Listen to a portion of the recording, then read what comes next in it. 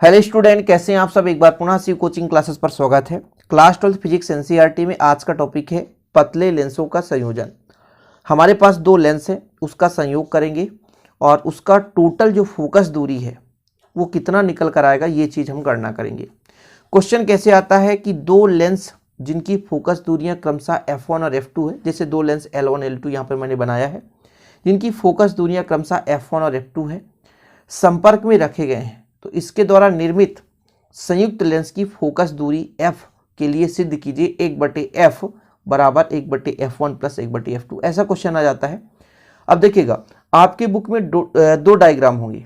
एक आपका प्यारे बच्चों, जैसे हम उत्तल लेंस को उत्तल लेंस के साथ जोड़ दें या कि संयोजन करें तो उत्तल लेंस को अवतल लेंस के साथ संयोजन कर दें और दोनों का सेम आंसर आएगा। हम एक ही डायग्राम लेकर चलेंगे और लास्ट में हम दूसरा भी डायग्राम बना देंगे, कोई दिक्कत नहीं, लेकिन एक ही डायग्राम लेकर चलेंगे, पूरा व्यंजक कैलकुलेट करेंगे। तो यहाँ पर डायग्राम में आप देख सकते हैं कि हमने लिया है दो लेंस, माना L1 और L2 दो लेंस हैं, जिनकी फोकस दूरियां, इसका कितना होगा F1 और इसका F2, जिनकी फोकस दूरियां क्रमशः F1 और F2 है। ठीक है, ये लेंस कौन कौन सा है, L1 और L2 है, जिनकी फोकस दूरियां F1 और F2 है। दोनों लेंसों को संपर्क में रखे गए हैं, मतलब संपर्क में रखा गया एक लेंस दूसरे लेंस से बिल्कुल जुड़ा हुआ है, एक दूसरे को टच करते हुए, है ना, यानी एक दूसरे को टच कर रहा है। अब मुख्य अक्ष पर, ये आपका मुख्य अक्ष है, मुख्य अक्ष पर एक बिंदु आकार का कोई वस्तु ओ रखी हुई है यहाँ पर। अब देखिए, दो लेंस है तो दोनों लेंस का प्रतिबिंब अलग अलग होगा। जैसे पहला लेंस जो L1 है, इसका प्रतिबिंब I1 बन रहा है, फिर जो I1 है दूसरे लेंस L2 के लिए वस्तु का कार्य करेगा और अंतिम प्रतिबिंब I पर बनेगा। फिर से समझने की कोशिश करेंगे। यहां पर चल रहा है लेंसों का संयोजन और लेंसों के संयोजन में दो लेंस लिया गया है। दो लेंस में दोनों के दोनों उत्तल लेंस हैं, जिन लेंसों का नाम हमने रखा L1 और L2। इनकी फोकस दूरियां हमने माना F1 और F2।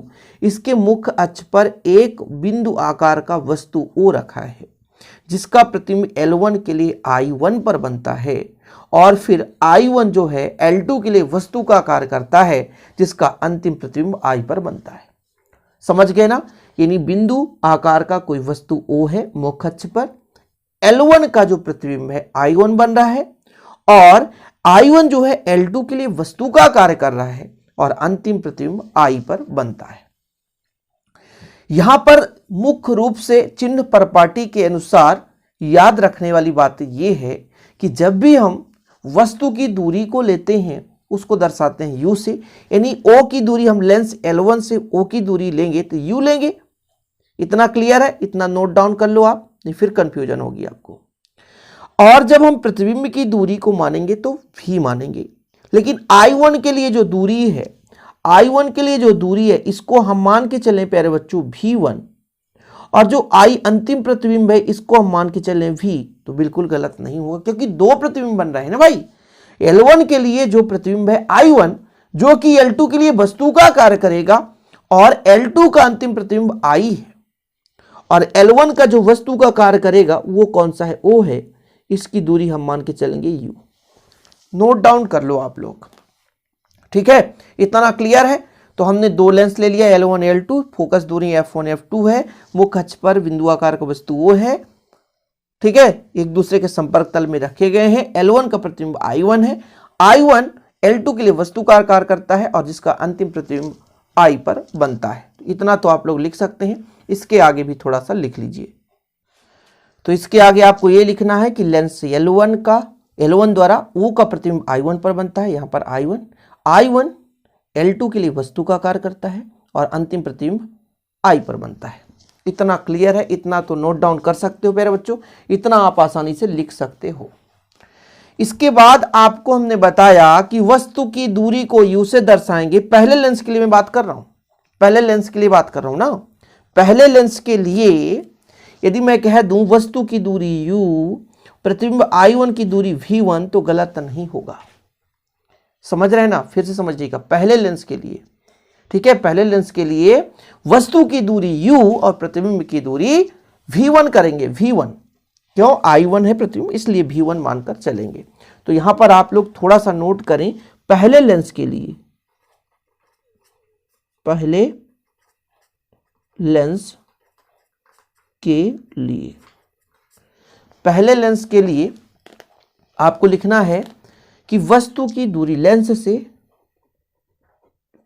से वस्तु O की दूरी, वस्तु O की दूरी कितना होगा प्यारे बच्चों, U से दर्शाएंगे। किससे दर्शाएंगे, U से दर्शाएंगे, पहला कंडीशन।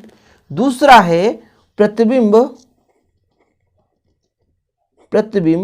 I1 की दूरी कितना हो जाएगा, I1 की दूरी V1 हो जाएगा।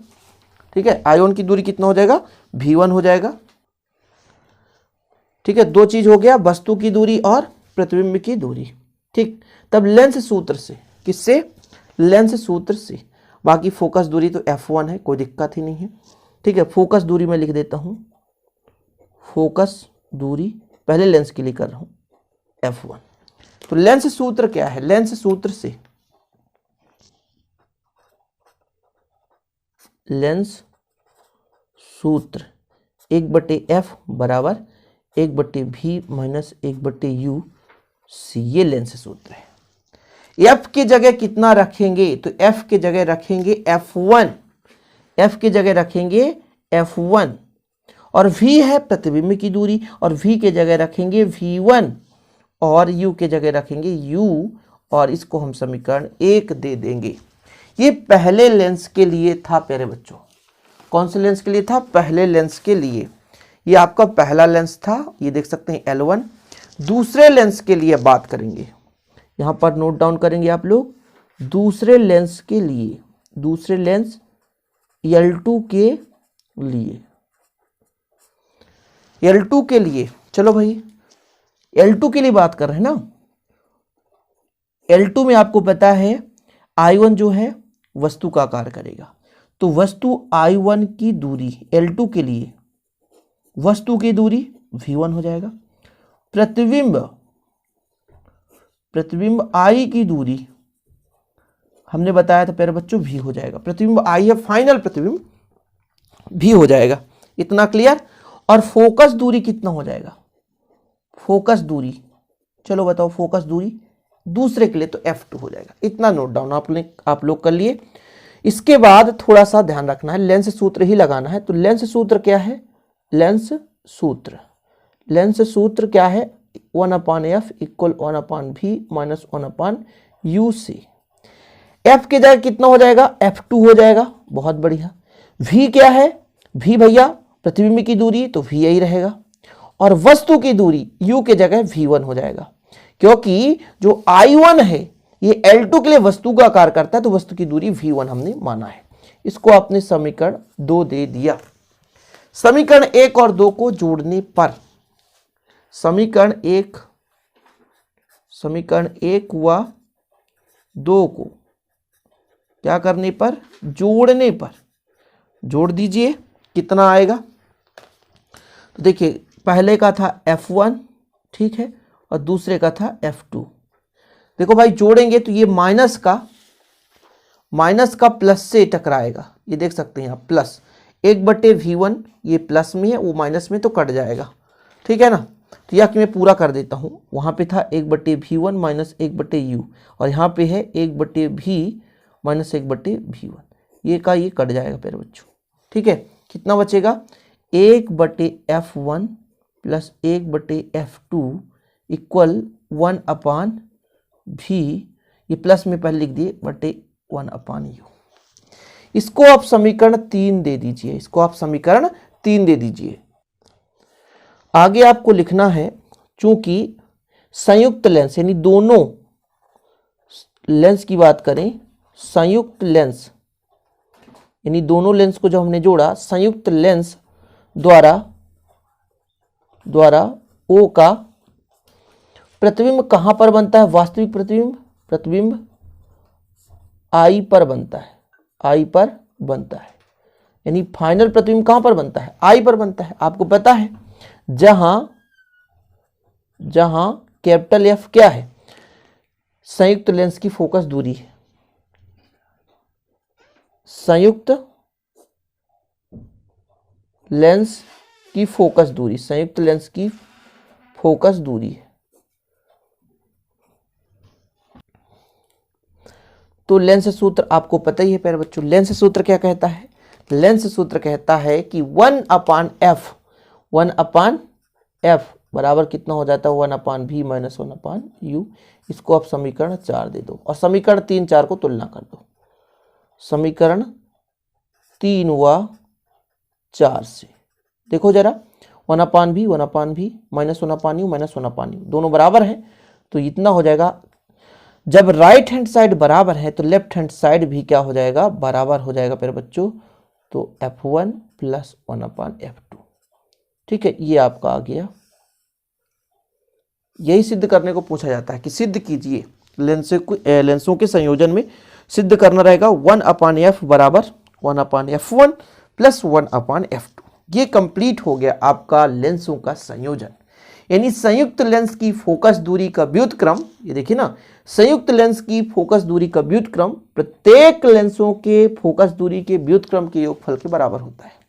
फिर से समझिएगा, संयुक्त लेंस की फोकस दूरी का व्युत्क्रम प्रत्येक लेंस की फोकस दूरी के व्युत्क्रम के योगफल के बराबर होता है। नोट डाउन कर लें, क्या मैंने कहा? संयुक्त लेंस की फोकस दूरी का व्युत्क्रम प्रत्येक लेंस की फोकस दूरी के व्युत्क्रम के योगफल के बराबर होता है। तो ये कंप्लीट हो गया लेंसों का संयोजन। उम्मीद करता हूं कि आप लोग इसे अच्छे तरीके से तैयार कर लेंगे। नेक्स्ट वीडियो के साथ मिलते हैं, तब तक के लिए जय हिंद, वंदे मातरम।